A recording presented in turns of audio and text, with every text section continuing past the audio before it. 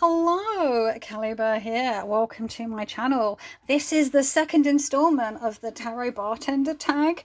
If you saw my previous one, I said I couldn't decide between a lot of decks, and I ended up finding I was picking two decks per prompt, like a Smithwaite and then a Marseille or like Pip deck, because it depends. The deck that I pick is going to depend on whether I'm in a Smith-Waite state of mind or I'm more into like Pip and Marseille, and that can I could go through long periods of both and not reading as much with the other, or sometimes it's just like a bit of both all the time, and I just found it really tricky. So I was like, do you know what, instead of making a 2-hour long video or just making life really hard for myself and having to just pick one, I'm going to do 2 videos. You can't tell me, like, oh my god, sorry, someone is like hammering outside again.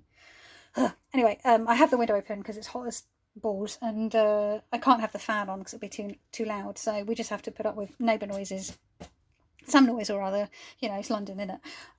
So yeah, I decided, yeah, what was I saying? I was kind of saying, yeah, you can't stop me if I want to make 2 separate videos. I also did add on an extra prompt at the end because I just couldn't help myself. So I'll be doing that in this version as well. So this is all going to be Pip, Marseille, Pip with feelings, Pip-ish kind of decks for your perusal. Yeah, we've got 13 cocktails. And they all have, for those of you who haven't seen the previous one or haven't seen any of videos regarding this tag, and they have all been attributed a certain kind of quality that can then be related to a tarot deck. And the first prompt is my favourite ever cocktail, and that is an old-fashioned. Your favourite classic tarot deck or a riff on a classic. And actually, as I lean over to grab it, it is the same as Imogen's, which is the Gay Marseille by Charlie Kleber. Let me remove the little doobly-doo. This deck has my heart. It is awesome. I really should probably edge it. I keep thinking I might edge it in this like sort of seafoam green, but I do think pink would be cute, right? Like this yummy pink. What do you think? That rhymes. Answers in the comments below. Pink or seafoam green? Anyway, yeah, this deck, haha, I feel like needs no introduction already. I feel like it's, come on camera, don't be fuzzy. It's already sort of blazed a trail. It's making waves in the community, and for good reason. It is, it's so good. It's very fun. It's very clever. It speaks to queer culture and queer experience. It's got delicious colours. Love to have a bit of purple in a Marseille, because like a classic Marseille doesn't have purple, because that wasn't a colour that was, you know, readily available back then. We've got some boobs. We've got some bondage ponies.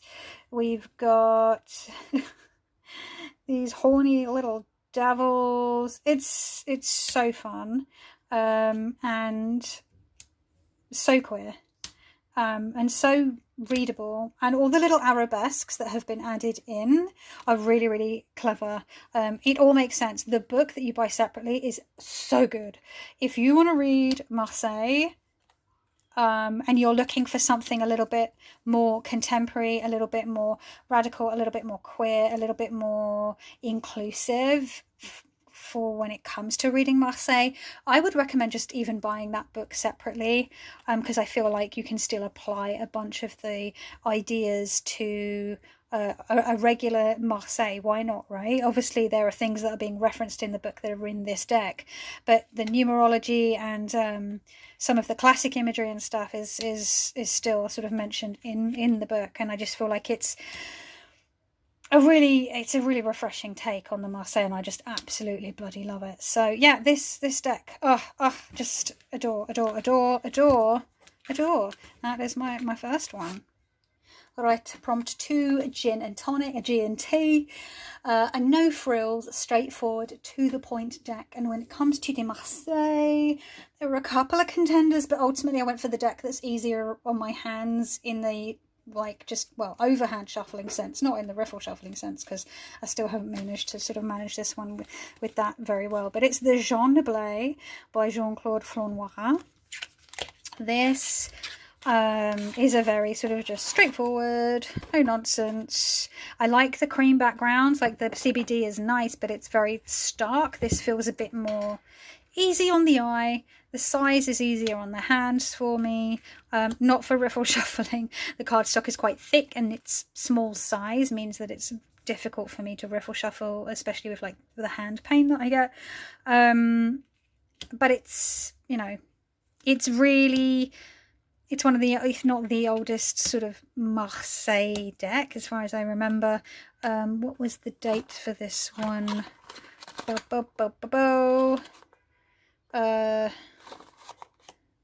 I cannot remember. Is it like the 16th? There we go. I knew it was somewhere.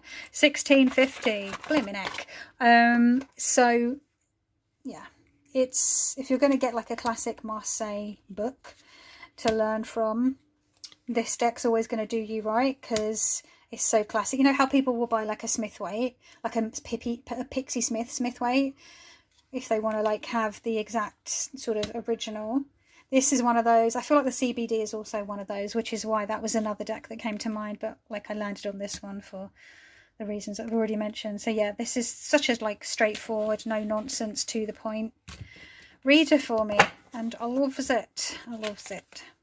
The third prompt is the Spritz, and as I said in my previous one, I don't think I've ever had a Spritz in my life, and it's a deck to brighten your day. What was it that Imogen said? It's hard to not feel happy if you've got a Spritz in your hand, but the original saying is something about it's difficult not to feel happy without a glass of champagne in your hand. But the Imogen is not on a champagne budget, neither am I, and actually I don't like champagne, honestly.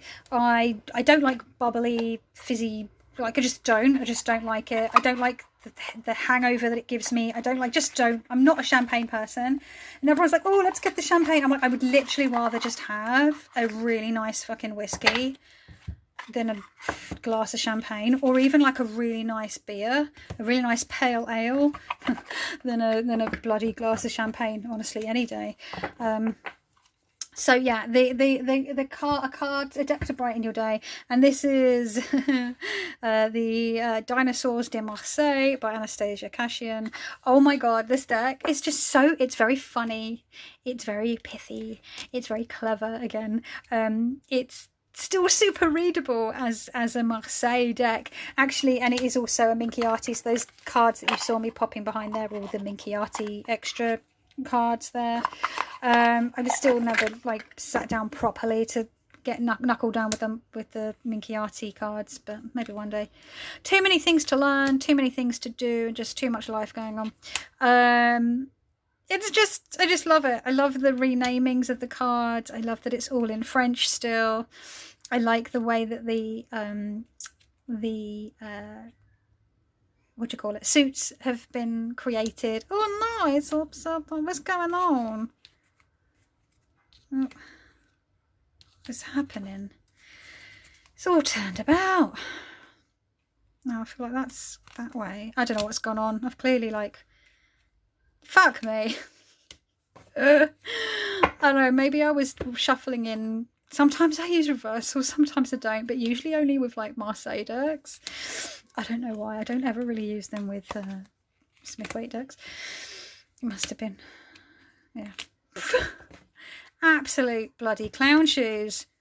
But yeah, it's just such a, like, this deck, I say this deck shows me up, but right now it's making me annoyed, but that's on me, not on the deck. Look at these guys. Arrgh. I mean, who doesn't love dinosaurs? I'm one of those kids that was really into dinosaurs. So when was Jurassic Park? 1993? I think I was, or 1992. I was like 11 or 12 when Jurassic Park came out, and I went to see it at the cinema, and it was one of those moments in cinematic history that I'll never forget, you know, when the atmosphere is just really amazing, and like the digital effects, oh my god. And so to my little like nerdy brain, it was just, oh, it was such an exciting, fun film. And I rewatched it last year for the first time in about 20 years, and it still holds up. It's still good. Still good. So yeah, this Dinosaurs de Marseille is just, it's hard not to feel like, look at the backs. It's even modelled after a classic Marseille, but make it dinosaurs, and it's, oh, it's so clever. I love it. It's just, I'm smiling as I talk because it's so fun. So yeah, that's that one. Okay, so the next cocktail on the menu is the Dirty Martini, a strong and salty deck. Now, I do love my martinis extra salty, and I do like them extra dirty, and I like them gin based. As I said in my previous video, no vodka martinis, please, no, ew. It's got to be gin, and good gin, good gin. Tarot de Ambiguities by Artisan Tarot. Oh my goodness, by Alejandro Rozan. This deck is for a Marseille based deck. It's so like, there was another deck I almost picked, but I ended up picking it for a different prompt. But these were the other one, I'll tell you when we get to it, was the other one that I thought of that came to mind when thinking of like a sort of sassy, salty, strong deck. I mean, the imagery in this is pretty intense. I'm doing it all weird, being weird. Hang on, let's put that in the middle. Oh my goodness, there we go. I mean, look, the hermit's lamp is swapped, the position is swapped with his head. It's very, oh, is this one of those where it's gone turned about again? They're all hearts. Corazon. We've got a hand holding the hanged one. Le pendu. The batons are like legs. They have feet on the end. It's so weird, and I just really love it. It just feels very like, again, l'étoile. We've got the head switch again. It's very humorous. But ow, like it's accidentally like pierced his foot. But it's also, yeah, there's like a saltiness. Like this magician looks kind of pissed off. Like this deck partly feels like I'm just gonna troll you. And why are you asking me these silly questions? Like, look at the faces on the characters. That's some serious side eye. This king looks just over it. Reine de tête, the queen of heads.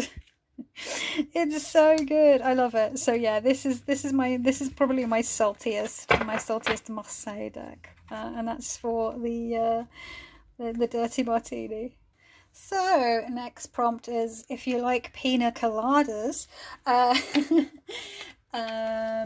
it's a deck for summer holiday, and for the Marseille it had to be the Tarot Serene by Wandering Oracle. Oh my goodness, this deck, like, first of all, oh, shiny hollow magnetic box, yes, hollow backs, meow meow, love it.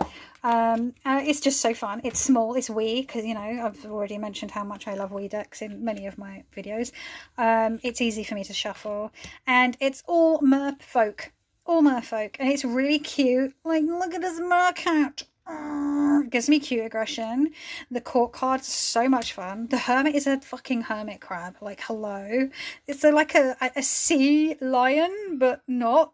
Like, fana. You get these like little wiggly like sea snakes. Look at the little faces. Come on, camera, focus. Look at his face. Look at that. Look at it. So cute. Yeah, I love that we've got like some like beefy guys in here. We've got some like larger bodies in here. We've got some muscles as well. It's like a nice mix. Weirdly, the most like busy card in the whole deck on both this and the Marshmallow Marseille, interestingly. It's just sweet. Look at these. My headcanon is this is like Flotsam and Jetsam when they were babies. Yeah, it's just pure summer. Like, I think mermaids. Like, look, isn't it just adorable? The High Priestess. It's so cool. I love the like octomaids as well. Love an octomaid. I love this magician. Like, how cute. Look at that little moustache. Oh, so yeah, sorry, I could just literally just look at these guys. I'm trying to find where's that, like, yeah, some of the courts in this deck are just awesome. Look at this King of Cups. Look at that lovely dad bod. Yes. Look, the Oxalotl. I love Oxalotl so much. They're so cute. And pink. Well, obviously you can get different coloured ones, but the pink ones are my favourite. And the black ones, because they're like goth. Pink Oxalotls and black Oxalotls. So cute. Anyway, like, yeah. This pure summer in Marseille, and it just makes me so happy. I do use this deck all year round, but it gets the most play in the spring through to the end of summer for obvious reasons, because, you know, it's summertime. Okay, so we looked at a summery deck. Now we're going to look at a wintry deck. This is the Hot Toddy, a deck for a cold winter's night. This was a no-brainer for me. The first deck I thought of when it comes to sort of pippish decks is the Raven's Prophecy. We've got this delicious, like, dark back with the orange borders, which does feel very autumnal, but this deck gets so much play for me during sort of the beginning of spooky season all the way through winter, because there's all this warmth, you've got all this fieriness going on in the cards, you've got this dark background which makes me think of a night sky. It's quite pippish. You know, I really enjoy the hands for the swords. Here we go, as right on cue. I really love the artwork. I think it's pencil. Look at all these beautiful blues and purples, and there's even like oranges and reds in the feathers of these ravens. I love that the 10 of Swords is just a bony skeletal hand. It's just perfect. Cups, feathers. Here we go. So we've got the ravens. Oh, this is one of my favourite 7 of Wands. Stunning. See what I mean? Like, it just feels like this just speaks to like the very end of autumn, the beginning of winter to me. Oh, it's just stunning. More swords. Yeah. Coins of the roses. Oh, look at this. It's beautiful. Very elegant, very simple. Pippish. Not a classic pip deck that you would think of when you think of pip deck, but what I mean is that it doesn't have like a situational or scenic situation going on for the most part. I guess it's a snapshot of a moment, but you're not zoomed out at the whole scene. So yeah, I would love to get around to reading the books that this ties in with one day. If only I could find the concentration to read properly, regularly. Go through phases of just really struggling. It's just been the worst has been this year, I think. Actually, the last time it was that bad was like when the Panini kicked off and my brain was all over the place, but the second worst has been like this year. Okay, so that was the Hot Toddy. The next one is the Espresso Martini, an energy boosting deck. The Squid Cake Marseille. This is by Jess Roller. Now, the box is the mass market, but the deck that's in here is my indie version, but I keep it in here because I just love the little book, and so I just keep them together because I read with it so much. And then my mass market one is in the box that this indie one came in. It's just this deck, I mean, you'll see if you've not seen this before, it's so vibrant and fun. Oh, hang on, have I got it up? Yeah, I've got it upside down. Turn it around. I'm supposed to say with that eye there. That eye is always at the top. It's colourful. It's fun and playful and silly, and yet still reads perfectly as a Marseille. It's got bats in it. It's kind of spoopy. I love, again, the courts. I love it when like courts have just fun little like mounts instead of horses. It's got a contemporary vibe. It's small, so again the cute aggression is real with this one. It's just so sweet, and it just makes me it's the punchy like pink and orange is that combo. I love that combo of pink and orange. It just really it's just so energizing. You've got all these lovely strawberries. Like, look at this scrumptious back. And I always think like these are meant to be like parts of the flower, but my headcanon is that they're candy corn. I know they don't, like, the white is meant to be in the middle, right? Am I right about that? But shut up, it's candy corn, okay?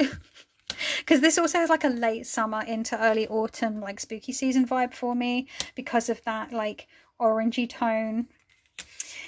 And look, his head swiveling. And this has the original French titles. The mass market does not. And the mass market, the 2 of coins is plain, which kind of, I'm like, but why though? Why did you do that? Mass market version. Is it Rockpool? I can't remember. Actually, it'll say, I believe it is, yeah, Rockpool. But yeah, this just always just I have Jess Roller's Monster Lenormand, and these two just sing together for obvious reasons. But yeah, it's just a joy and fun and very energizing, punchy little deck, and I love it. Right, so the next one is the Espresso Martini. No, sorry, not an espresso. The Manhattan. We just did that. Blah. The Manhattan, a deck to take your time with, to sip and savor. Again, I guess not necessarily the deck that people think of when they think of Pip or Marseille. I find the Wild Unknown very Pippish, and when I first got this deck, like, I don't know, 11, 12 years ago, it felt very alien to me. I mean, it's got animals that I'm familiar with, but in the sense that it was unlike any other tarot deck that I had seen before. And it just... Even now, it's one of those decks that I feel like I sometimes have to really sit with. There's such a starkness to some of the imagery. You know, the courts again are changed. Sometimes you really have to sort of think about what Kim Kranz was getting at. I don't really rate the guidebook, honestly. This is the indie version, but I have the tinned version, which I use more than this one. In the previous video I showed the Sasarabito Tarot, and I've actually been using the Tiny Traveller more because it's small. I'm finding if I've got 2 copies of a deck, I'm leaning towards the smaller version, partly because I have small hands, but also I just really love small decks. It's clearly a thing for me. So yeah, this one doesn't get as much play. There's a slight colour changes and slight art changes with this one. Or with the later mass market one, I should say. This was the one that I was originally used to. This Lovers being one of the cards that has a colour change, as is Justice is slightly changed as well. But you see here, this is the 7 of Wands, very, very Pippish. But you can see where that Smith-Waite meaning can be derived, right? But it just makes you think a bit more. There's a little bit more. It's just like think outside the box a little bit on this one. And the courts of families. Oh, little horsey. But yeah, I just really, really love this. So yeah, I mean, I think we're all, this is another one that was changed. I think we're all very familiar with this deck at this point. But if I feel like, and also because it's not necessarily one of my go-to decks. If it's been a while since I've used it, I find I do have to take my time with it because I have to sort of sink back into sort of the way that I read with this one. But I do prefer the original backs, I have to say, than the like scales on the newer one. But yeah, that is my Manhattan. Next up we have the Mojito, another favourite cocktail of mine. So refreshing on a summer day. A palette cleansing deck for when you need a reset. So my pick for the Smith-Waite version was my Magical Forest because it's a classic, but it's the one that I'm most familiar with. So when I'm doing a reset, I sort of I reset into a system. Like if I'm wanting to like get back into a system that I feel like I've been working with a deck that is a little bit more out there, or I've been working a lot with Marseille or vice versa with Smith-Waite, and I want to sort of reset into a system. I find that I don't necessarily go back to a very classic version version of a Smithwaite or a Marseille. I go back to the ones that I really got comfortable learning the system with. So the decks that I learned Smithwaite on were the Smithwaite Centennial, the Magical Forest, and the Tarot Illuminati. And then with the Marseille, it was like two very classic ones. So there was the CBD Marseille, which is like the Camoin Bendov, and then the one that I previously shared with you, which is the Jean Noblet by Jean-Claude Flanois. But the other one that I got a third Marseille to sort of learn with that was a bit more sort of punchy and fun for me, and that's the Tarot Classic. This is, I believe it's an AGM deck. This is a classic, the Classic Tarot. It's not really a true Marseille like the titles are in English. The colours are very non-traditional. I do adore the colours though. This is the reason I was drawn to this deck, because this was when my first ever Marseille was the New Choice Tarot de Marseille by Ross Salerno. It was the first Marseille deck that I was attracted to, but I found that learning with it wasn't. That's why I got the classic decks, the Noblet and the Camoin, the CBD, but I wanted something classic that had those yummy colours, because what really attracted me to the New Choice was those delicious like pinks and jade greens. There's some great purples in that deck as well, I think someone actually mentioned this deck to me and went, oh, if you like those colours, you'll like the Tarot Classic. And it is out of print, but it's quite easy. Well, I don't know now. When I got this, I don't know, would be 6 years ago now, I think.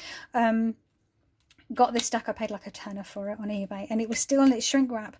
But it's an original, like 50-year-old copy. So I really lucked out on getting a copy. You could tell the box had been moved from place to place over the years. I still do have the box, but I don't keep it in there. I keep it in a pouch I made for it. Yeah, this is the one that I go to reset to. This is the deck that I mostly work through like Tarot on Earth with, and Tom Benjamin's Marseille Summer School with. It's the one that I sort of recalibrate with when it comes to Marseille, even though it's not like a official Marseille. I love these like chunky bulbous like cups.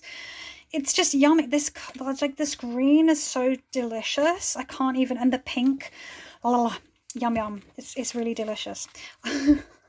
tasty colours. So yeah, that's my Mojito. The next prompt on the list is the Bloody Mary. Oh my goodness, sorry with the noises. I think they've stopped. Motorbike. Yeah, the Bloody Mary, a problem-solving deck. So the way that Imogen described this is like a deck that is going to help you, well, I guess solve questions, solve problems, or maybe like make you think a bit differently.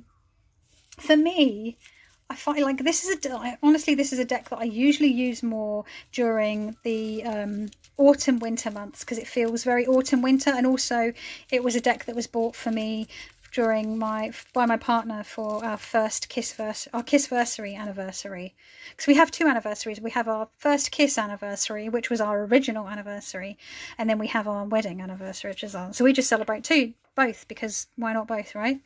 So yeah, this is the Tarot del Toro. There we go. And the artwork is by Thomas Hicker, who has done some other decks. He's done the Labyrinth Tarot, and I think there's another one. I can't remember. He's definitely done at least a couple more decks. It's a very sort of lino cut or woodblock type. I believe it is a lino cut print deck. This is one of those pip decks that is good for problem solving, because it's a pip deck. It's not Marseille, so it takes away those arabesques, but it's got enough going on in the other cards to really like give me something to think about. And the reason this works for me is that I am a huge Guillermo del Toro fan. He's one of my all-time favorite directors ever.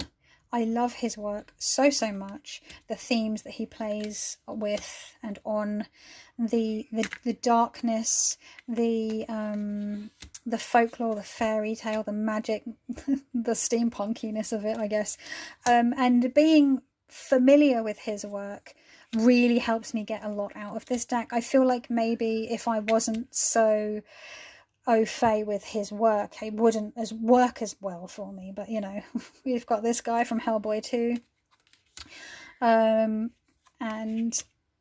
there are some like interesting choices here. I do feel like there was a missed opportunity to include some other characters on the from films where they sort of made a different choice than I would have. But for like, I think this is perfect for the High Priestess. We have Princess Nuala from again Hellboy 2, and her father. Again, we've got the Meow Meow Labyrinth of the Fawn, Pan's Labyrinth. It's just such a, yeah. I'm just staring at all the artwork now and getting lost. Oh, Wink! I love Wink so much. Hellboy 2 is my favourite of the Hellboys. I do like the first one, but the second one is so good. Oh, The Shape of Water. So yeah, oh god, like, Crimson Peak. What a beautiful, like, gothic horror. Yeah, I mean, obviously there's incest, but I mean visually. The incest isn't beautiful, but the aesthetics of it is the costuming. Oh my goodness me. Yeah, so this is one of those decks that helps me think out. We have Ophelia again from the Pan's Labyrinth film.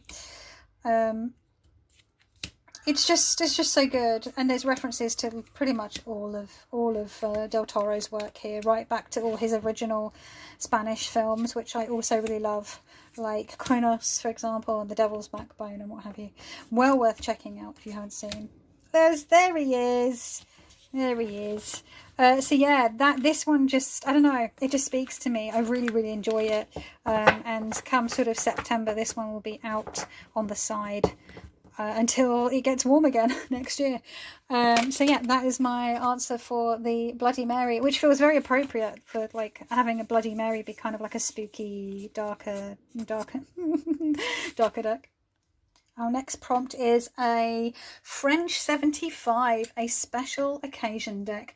As I said in my previous video to this tag, I don't really keep decks for special, and neither does Imogen really, but it's just some decks feel a bit more luxe than others, and for me, when it comes to like my pip decks, the one that feels kind of like the most special is my La Corte de Tarocchi, and this is by Anna Maria D'Onofrio. This is an El Meneghello deck, and the reason it feels luxe is firstly it's El Meneghello. How do you say it? I don't know. But, you know, it's sort of like a signed copy, that's, you know, numbered copy.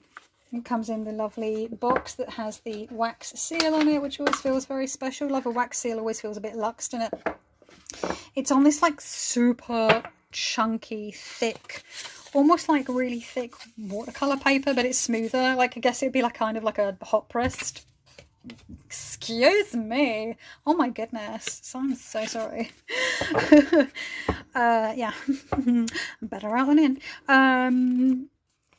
But yeah, I call this lovingly call this the bookmark deck because like a tiny bit longer and it literally would be like a bookmark size. But yeah, hang on, let me put this down.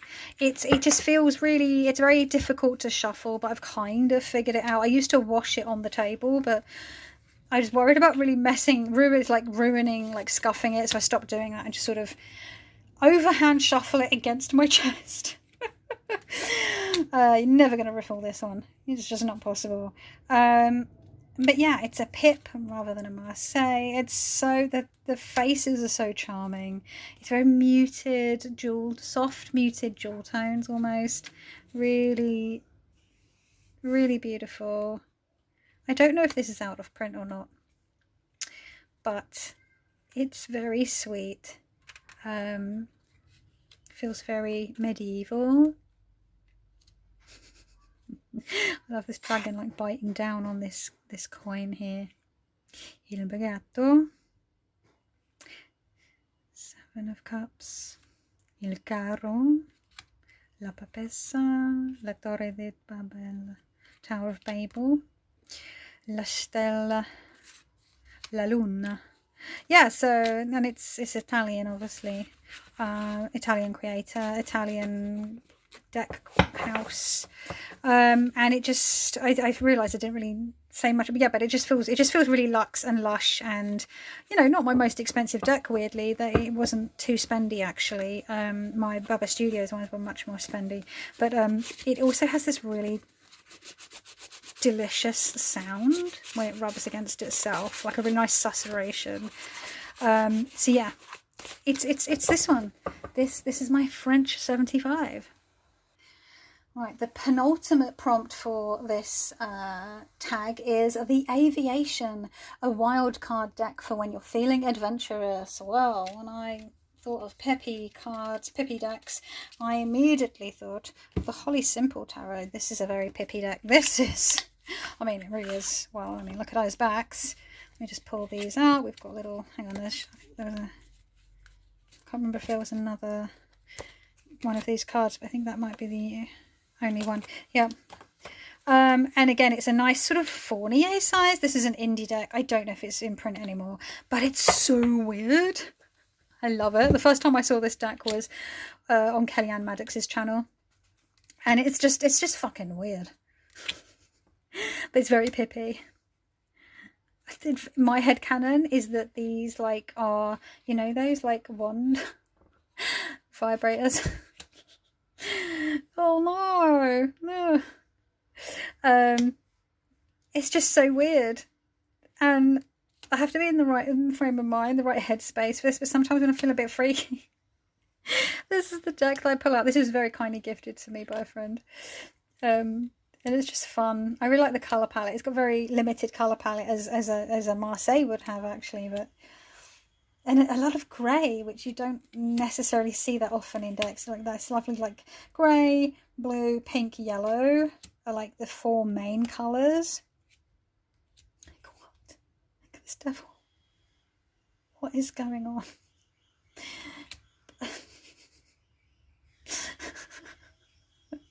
What is happening? Oh my god, who is making that noise? Sorry, someone's drilling out the back. I really love this. 5 of coins, 5 of pentacles. So yeah, it's just fucking weird. It makes me laugh because it's really fun as well. It's very playful and strange. It's got lots, again, I like decks that have lots of eyes in, I've realised, like the Tarot del Fuego, the Wooden Tarot, or any of the Skull Garden decks, honestly. The extra eyes, I enjoy them. Oof, ouch. So yeah, this is my wildcard pip deck for gestures and everything. Because it's weird, it's so... The Lovers. Again. So weird. I love it. That's my Aviation. It tickles me. It does tickle me, this deck. It's one of those decks that like works for all seasons as well. It doesn't feel like it has a season. I mean, if I had to ascribe a season, it'd probably be like early spring, but it feels very all year round. Okie dokie. So the final prompt in this tag, and I do have my own one at the end, so stay for that if you want to hear what that is the usual, your drink of choice and your most used deck. So I chose, for my drink of choice, which isn't a cocktail, would be like a really chewy, scrumpy, like cider with lots of ice, like if it's summertime. And that's, I'm staying with that because it's the same drink, same prompt. Yeah, my most used decks, though, actually, when it comes to Marseille, one of the other decks, I mean, several of the Marseilles that I've shown are decks that I use all the time. So like the Tarot Classic, the Fleur Noir, Noblet, for example. But my Triomphe della Luna, Paradoxical Rose edition specifically. Let me just pull out because I always keep these at the front. I try to keep them out of the way. Just don't necessarily always read with those, but I keep them at the front so I can always pull them out. Yeah, the Triomphe della Luna, Paradoxical Rose by Patrick Valenza of Deviant Moon, and it's just, again, this was the one that I could have picked for being like a salty deck, you know, like a strong salty deck, but I felt like this was more playful than salty in the end, so I picked this one. And again, I could have easily have picked my classic version of the Triomphe, but since this was gifted to me, this is the one that I will choose over the other one. I still do use the other one, but this one gets more play, and I really enjoy it. And I still haven't edged it because I can't decide whether I want to do blue or if I want to do like more like this plum, or do I do like half and half? Don't know. help me pick. Again, answers in the comments section. So yeah, I just love this deck. It's so fun. I do often think of the Triomphe as the Anna Astral Lady Tarot deck, specifically her classic paradoxical version. But this is my go-to for the Triomphe, the paradox. I lusted after this for several years, and to then be gifted to it, to have it in my mitts, my paws, my grubby little paws, was honestly, it's still like looking at it makes me so happy. I love the colours. I love like the almost purples but not quite, and then there's like these pinks and roses, and then again this like minty and I don't know if you've noticed, I really like pinks and mints and teals together. They're just my mouth's watering, like they're really yummy, like it's a really yummy combination to me. But yeah, this is one of those decks again that I can just pick up, and it's just so talkative, and it's so fun. And if I'm not looking to read with either like these days a classic like the ones I've shown, or the Game Marseille, it's going to be this one. Although I feel like I don't show this one much on my channel, weirdly. It's my precious, not to be shared too much with others, maybe. So yeah, that is my usual. And then my little prompt that I whacked on the end is the Whisky Sour. And my tagline, or my actual prompt for this one, hang on, let me pop that back there, is a deck that left a bitter taste in your mouth. And it doesn't necessarily mean that you don't like the deck, it's just there was something about it that sort of irks you a little bit, or maybe it gives you like really like gnarly readings that like upset you, or it's just sarcastic, or it's just a bit mean as a tarot deck towards you. But for me, it's like something about the deck itself that left me feeling a little like, I wish that wasn't necessarily the case, but okay. And for me, it's the Tarot de Marseille by Leonard Narciso. I do enjoy this deck, and I love that it is a deck in a tin. Oh my goodness. And there's a bit of case in point, like I take this deck out to the park, and I read for people with it at the park. As you can see, there's a bit of dried grass up there. But there was a dried daisy in there the last time I opened it. Yeah, so I love the US game tin decks. I love them. I love a small tinned deck anyway, just because they're wee and they come in tins and it makes me happy. I do like the backs as well, and I do like the sort of the tea stained old aged paper thing. But the thing that bugged me about this is that every single person, and I realized the last time I talked about this deck and this particular issue I'll say 99% of the people in this deck are like blonde. And like, who's he kidding? He's clearly like dyeing his hair, because look at his beard. Although actually, I'm saying that beards can be a different colour to the head hair. That is true. But like blonde. All blonde. And I know some people have actually coloured in the hair. I guess there's a slightly more golden blonde on that person. This person has brown hair. But like, they're basically a zombie. Does it count? Blonde. Blonde. So yeah, like it's a classic Marseille. It's really readable as a Marseille. Blonde. This one is one of the outliers. Blue. But I bet he was blonde to be able, I reckon, you know, they didn't, well, maybe he did bleach his hair beforehand, but to get that nice blue, got to have light hair underneath, right? Blonde. Blonde. blonde. And I'm like, I know you want a limited colour palette, but like everyone is blonde. Also, I believe every single person again is like blonde. I'm going to pause the video, and I'm just going to check to see if like, I'm just going to check, hold on. Right, I'm back. So yeah, I was right. Every single person is white. Which I know is like a thing with like classic Marseilles, because a lot of the time they're actually just the colour of the paper that they're printed on, right? Because they were using very unsophisticated methods, quick, cheap, unsophisticated methods. But yeah, blonde, token redhead, but other person is blonde, both blonde, all blonde. Blonde. What is going on? So yeah, some people have coloured them in, and I'm like, can we just maybe have some different hair colours? Because we do have like some brown going on, and some other colour, like some orange, which could make for like redheads. And there are like, there's like a brown haired person and a redhead in here, or like someone with a brown beard. But like this, when was this printed? Hang on, let me see. When was this printed? 2018. So it's a relatively, I feel like it was made in 2018 but wasn't released until like maybe 2019, 2020. I don't know, I'm misremembering now, because what even is time? But I feel like there could be more, you know. And the thing is, right, Leonard Narciso created the Vanessa Tarot, which has like all sorts of people in that. So I'm like, I guess maybe he's trying to make it more like a classic Marseille, but it's already deviating with like the colours that are being used. And you've got these stars, for example, falling down from this death card. There's so many like deviations anyway. I don't know why he didn't go a step further on that front. And it, like, for those people that like to read their people cards with a little bit of like, I don't necessarily read like that, where like it needs to reflect like the actual physical appearance of someone.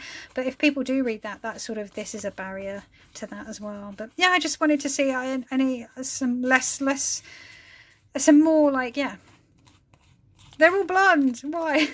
So yeah, that left a little bit of a better taste in my mouth. But yeah, like you can see from the grass and the flowers. Is the flower still in here, or did I take it out? There's more grass in. There's more grass. No, I took the flower out.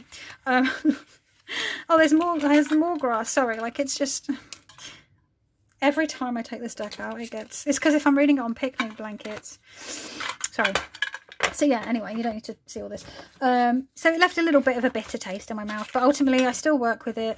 Although if I'm using like a go-to pocket Marseille, it is my Point de Vie from Auntie K.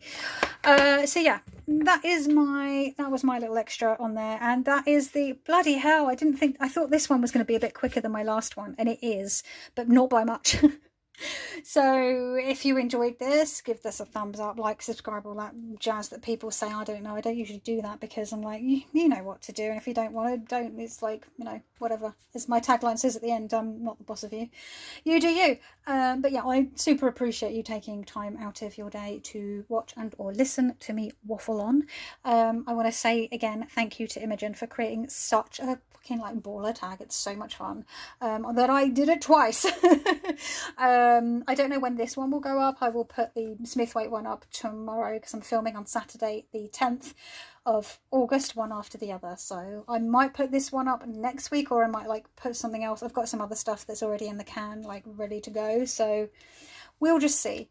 So yeah, thank you so much. Thoughts, comments down below. I will link Imogen's original video and all the prompts and everything if you want to join in the description box.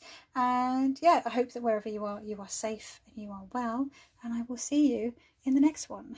Ciao.